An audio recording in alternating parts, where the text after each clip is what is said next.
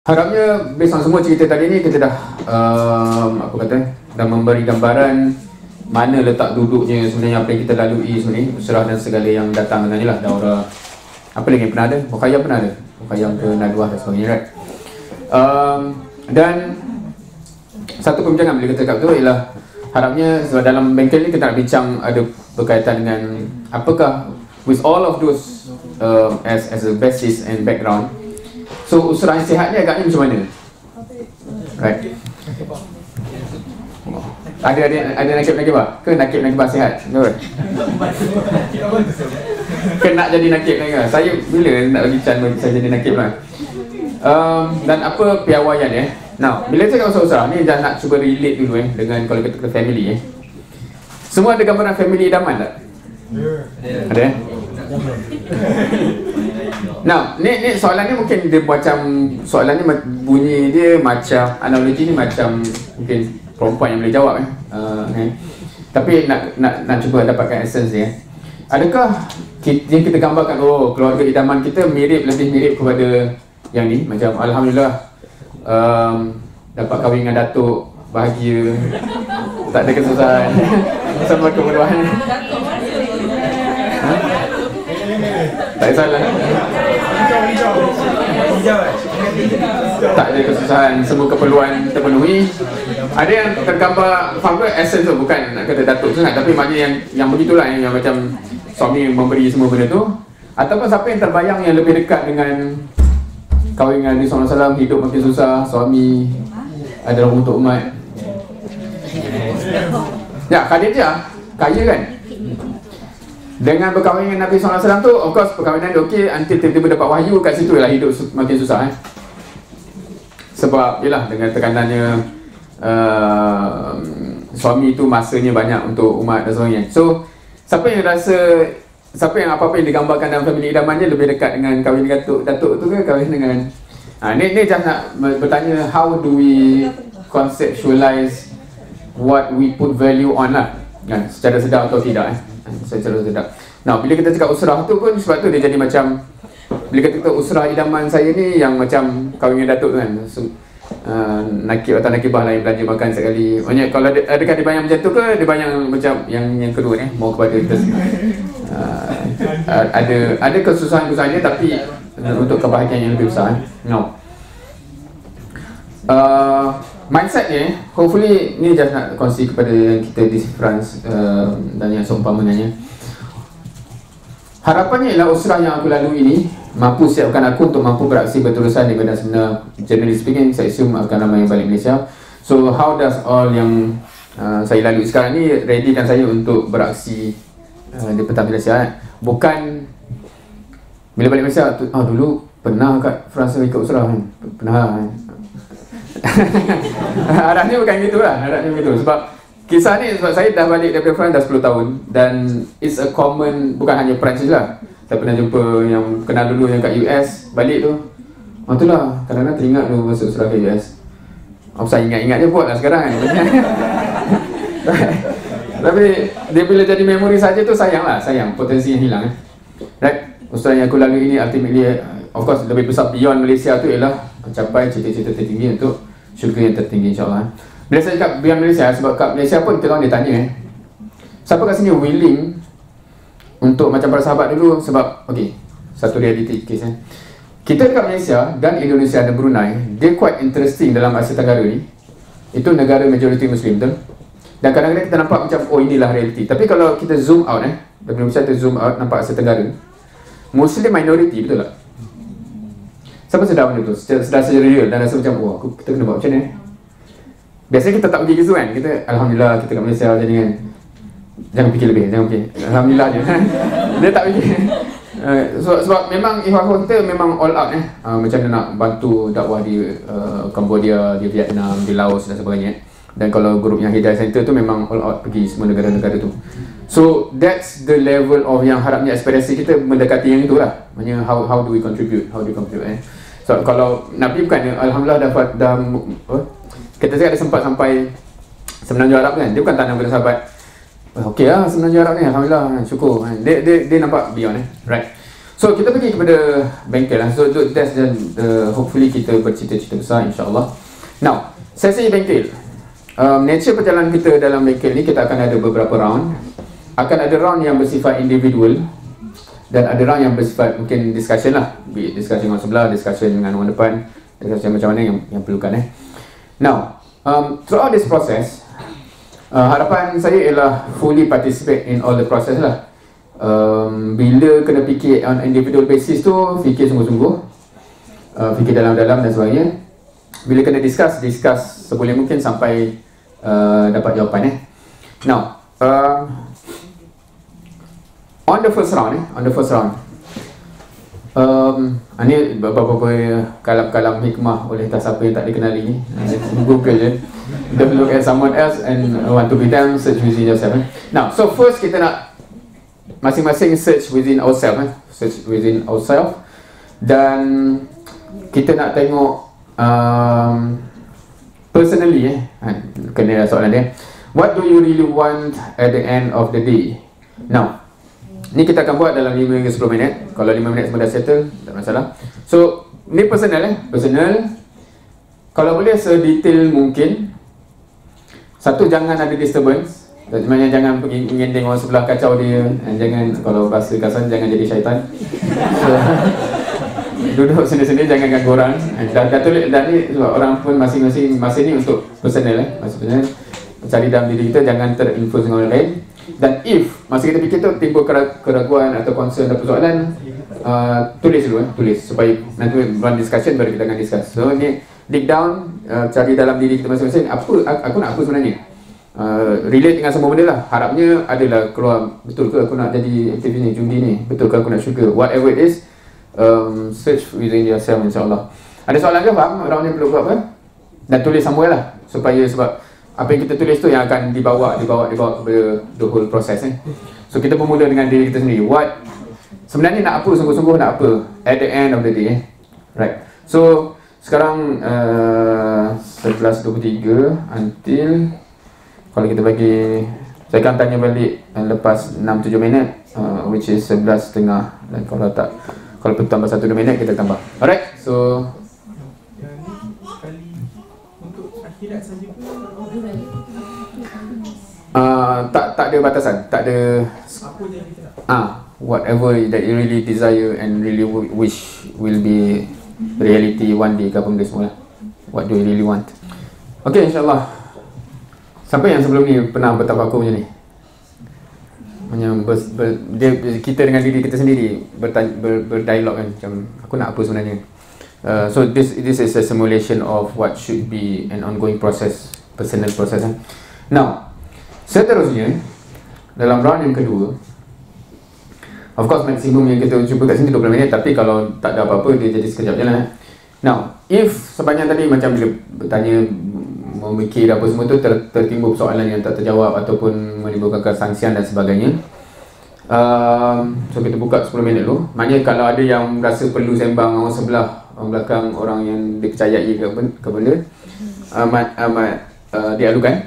Kod ialah benda yang dia nak tanya tu mungkin tak sesuai dengan orang sebelah, tapi orang yang sebelah-sebelah ke apa, terpulang. Ni bukan paksaan bukan paksaan untuk cerita kat someone, tapi more kepada if something yang memang kita rasa dia tu hard tu rasa macam, tapi ni if nak tanya ke depan, or if nak tanya terbuka, whatever mode yang rasa perlu benda tu di resolve, terbuka. Ni sesi for that. So boleh lah apa-apa. Kalau tak ada apa-apa cakap lah. Tapi saya tak nak terus cut. Kok ada orang yang dia sebenarnya nak tanya someone, tapi dia nak tunggu orang lain gerak dulu ke apa. So orang Melayu ni kadang-kadang ada perangai macam tu kan. So saya buka lah, insyaAllah 10 minit nanti saya tengok balik. So if you need to berjalan apa-apa, sila. Amat disilakan. Jangan pula pergi kat orang paksa dia tunjuk apa Itu mengganggu. Kita nak untuk masing-masing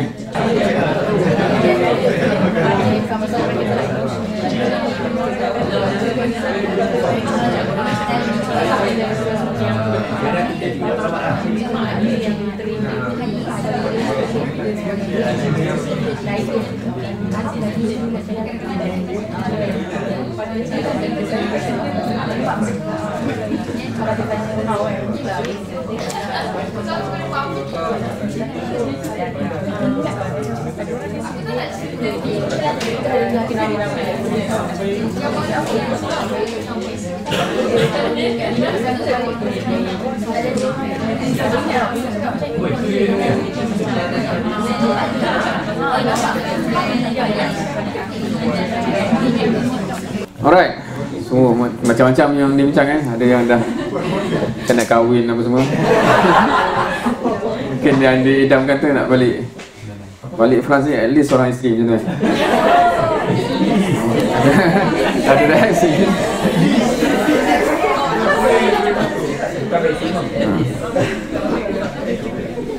Dulu masa saya first touchdown di Perancis lepas masa buat PhD kat sini. Masa pergi prefecture tu nak dapat titik sejuk tu kan. Kena sign dua benda Satu sebab datang sebagai student, so kena sign takkan ada income lah, takkan bekerja Satu. Kedua, kena sign takkan berpoligami. Dia takut, tak tahulah muka ni ada muka. Dia takut apa? Yelah sebab kita dapat benefit ni kan. So dah datang masa tu wife dah pregnant, so dia kata ni kan kalau ni baru seorang. Anyway, so seterusnya tapi tak tahu kalau French, kalau Muslim kat sini by law boleh poligami ke? Tak boleh kan? Okay, sebab kita orang luar dia takut, yelah kat negara kita orang ni kan. Tak tahu kalau orang yang dah sedia poligami datang sini boleh bawa dua orang tak? Ada yang kita tahu. Now seterusnya, okay, ni bukanlah nama murabi ke apa, Jen. You won't get anything unless you have the vision to imagine it. So ni nak minta imagine lah Okay, so envision yourself after the grad nanti. What are you contributing? Tak kisahlah you punya cita-cita pasal tu, berjundi ke, aktivis ke, da'i ke, tu semua word. Kalau jundi tu bahasa Arab yang kita dah sebut tadi, da'i tu pendakwah lah. Now pendetailan dia sedikit bayangkan which aspect yang rasanya kat situ aku boleh menyumbang banyak dan sebagainya. Dan harapnya dream as big as possible lah. Dream as big as possible maknanya ini ke yang boleh bagi aku syurga yang paling tinggi dan sebagainya. And keep on challenging yourself lah. Macam kalau buat ni boleh dapat syurga tinggi ke, boleh buat lagi. Itu satu. Keduanya, always ask juga, is this my ultimate potential? Ke apa yang aku tulis ni sebenarnya aku boleh lebih lagi maknanya potential faham bukan as of now apa yang saya boleh buat, tapi maknanya if I further develop myself, maknanya at what is the limit of my potential boleh capai lebih lagi ke tidak So itu dia punya instruction. Faham ke instruction dia? Aku ni individual basis balik. Sebelum kejap lagi kita akan berbincangan balik. So yang ni 5 hingga 10 minit ataupun roughly macam 7 minit kalau tadi. So personally after dah bincang tadi apa yang nak what ultimately yang you want, ni dah more kepada practical sense, what actually can I contribute after graduate lah. Tak tahu lah kalau ada yang cita-cita tak nak balik Malaysia, nak duduk sini, then dalam konteks itulah maknanya apa actually aku akan contribute sedetail mungkin, setinggi mungkin, dream as big as you can lah. Alright, so silakan. Alright, kita akan pergi kepada round yang terakhir untuk sesi bengkel ni. Now, hopefully masing-masing dah tercatat apa yang personally nak cuba capai dalam hidup ni, dan dah dibincangkan tadi apa yang concern, apa yang mungkin benda nak consult dan sebagainya.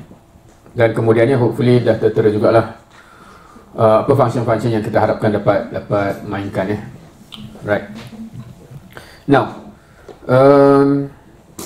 to the last one, given that apa yang kita sebut tadi usrah mainly adalah proses yang kita lalui untuk equip ourselves with whatever we need, kefahamannya, pelatihannya. Kalau ada orang yang rasa macam by datang habis ni aku nak kena hafal ni ke apa benda, maknanya mutabah-mutabahnya, etc. Apa saja yang kita rasa kita perlukan.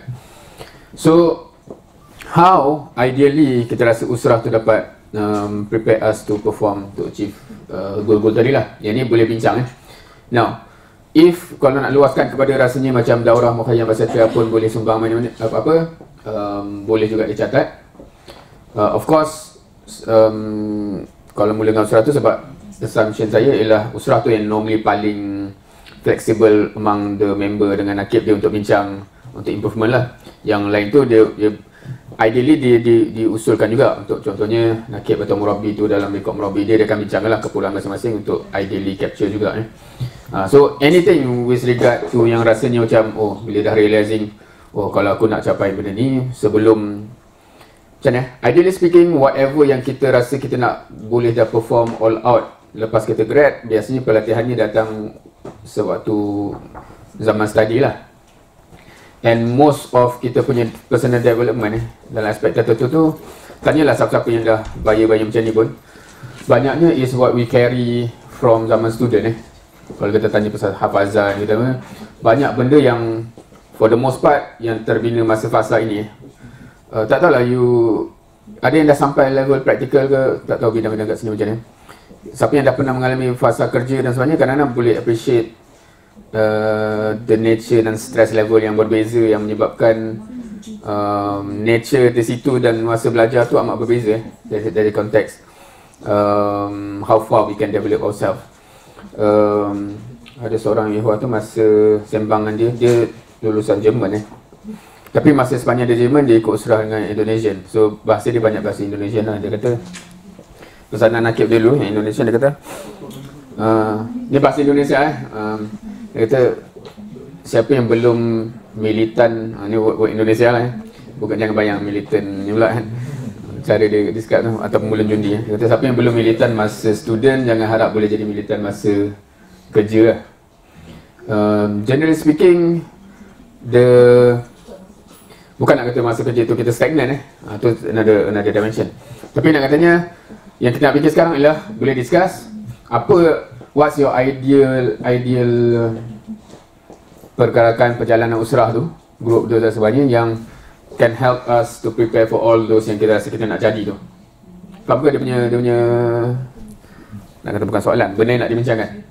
Alright, so of course maximum until the very end lah, until the very end, maknanya kita ada 25 minit to 30 minit yang boleh dibincangkan. Of course at any point rasa macam nak soalan, maknanya dah habis macam tu dan keluar soalan lain macam nak ditanya bersoalan pengalaman dan sebagainya, ada sini ataupun saya, feel free. Tapi faham konteks kita nak cuba cari dan nak cuba memahami. Kalau sama-sama ahli usrah tak pernah pun bincang macam ni, mungkin ada tersimpan saya sebenarnya nak jadi muajih juga tapi tak ada peluang so macam ni usrah ni, bagilah saya bisyarah sikit kali usrah juga dan sebagainya. So benda tu boleh dibincangkan ataupun saya dah lama tak di-train untuk apa-apa so sebabnya biasanya usrah tu lah yang paling kondusif untuk kita meluahkan dan design something yang boleh develop ourselves. Alright, sila berbincanglah dengan siapa-siapa yang rasa sesuai untuk dibincangkan, insyaAllah. Kalau nak kumpul ikut usrah ke apa pun boleh, tak ada masalah.